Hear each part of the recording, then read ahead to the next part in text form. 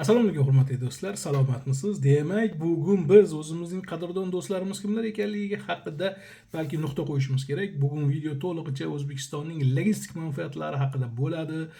Demak, O'zbekistonda bugun an'anaviy logistika qanaqa edi? Qozog'iston, Rossiya, Belorusiya orqali Yevropaga yuk mashinalarimiz o'tib borar edi, furalarimiz.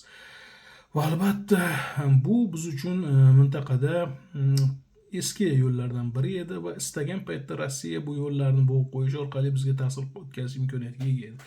Yana bir chiqish imkoniyatimiz Eron orqali, Eron portlari orqali qirg'oqlarga o'tamiz va kemalarga yuklangan bizning mahsulotlarimiz import qilish uchun albatta Yevropaga. Nima uchun biz uchun Yevropa muhim?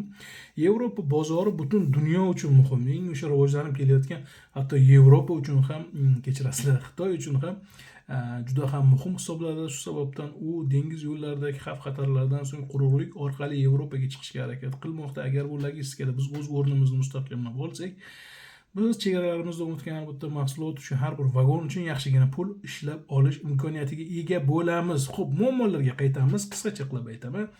Eronni biz qanchalik jabrdiyda demaylik, Isroil va AQShning o'sha bombardimon ostida, bosqin ostida qolayotgan Eron bizga haligacha do'stlik qilish niyatida emas. U tarixan qanaqadir davlatchiligimizga doim nima deydi, bosimlar qilib kelgan Rossiya bilan birgalikda. Nega?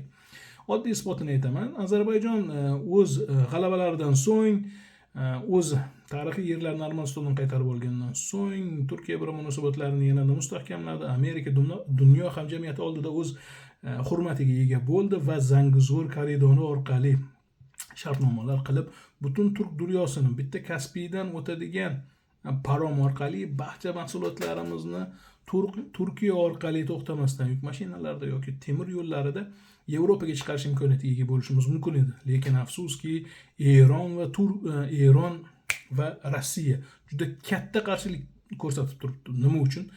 Negaki Rossiya va Erondan o'tadigan yo'llardan biz foydalanmasak, ularga bog'liq bo'lmaymiz, ularning bosimiga qaram bo'lib qolmaymiz. Va bizda Afg'oniston orqali Pokistonga chiqib ketish imkoniyati bor edi. Afsuski, Afg'oniston hali ham tinchigani yo'q. Islomiy imorat qanchalik hukumatni qo'lga olganini da'vo qilmasin, haligacha tahriki Tolibonga qilayotgan ko'maklari uchun Pokiston bilan muammolar ichida va kichik ichkarida guruhlar ham nizolar ichida. Sizga qisqacha tushuntirmoqchi bo'lganlarimiz shundan iborat edi. Biz hozirda Gruziya bilan munosabatlarni yaxshilayapmiz, lekin bu qanchalik foyda keltiradi noma'lum. Bizlarga qilib ketilgan chegaraviy yaxshilik sababli biz logistikamizda kattagina muammolarga duch kelmoqdamiz. Sizda yana qanaqa fikrlar bor?